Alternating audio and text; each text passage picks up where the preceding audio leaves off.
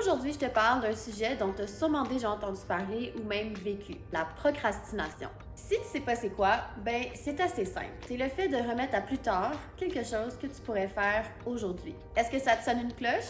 C'est l'automne, il fait froid, il y a moins de lumière, la routine de l'école est bien installée, puis ben tout ça, ça fait en sorte que tu peux te sentir un petit peu moins motivé qu'au début de l'année scolaire. C'est justement dans ces moments-là, quand on est moins énergique ou moins motivé, qu'on peut avoir tendance à procrastiner davantage. Aujourd'hui, j'aimerais donc t'aider à comprendre ce qu'on appelle le cycle de la procrastination, puis ça déjà, ça va être un premier pas pour t'aider à identifier des pistes de solutions si tu es confronté à la procrastination. OK. Là, je te le dis tout de suite, il n'y aura pas de solution miracle. Mais déjà de comprendre pourquoi on peut procrastiner, c'est déjà un premier pas pour essayer de moins le faire. Puis aussi, inquiète-toi pas, je suis pas là pour te juger parce que je te dis que moi aussi, je peux avoir des fois tendance à procrastiner. Tu peux demander à certains de mes collègues.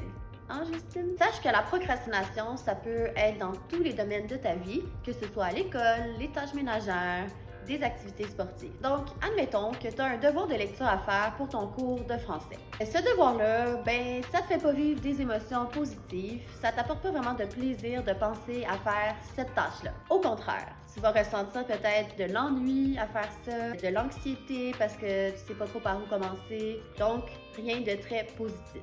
Comme ce devoir-là, il t'amène des émotions pas très le fun à vivre, il y a des bonnes chances que tu cherches juste à l'éviter pour pas vivre ces émotions négatives-là. Ça va être assez facile de trouver une source de distraction. Ça peut être des réseaux sociaux, les jeux vidéo, faire ton ménage, appeler tes amis, dormir, donc bref, n'importe quoi sauf ce que tu as à faire puis que tu n'as pas envie de faire.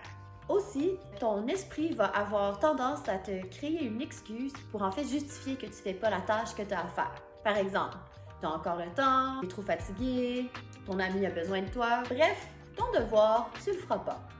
Ça peut avoir des conséquences concrètes ou émotionnelles. Par exemple, tu peux avoir une mauvaise note, perdre des points pour ton retard, moins bien maîtriser la matière, ou sinon, émotionnellement, ben, tu peux te sentir coupable.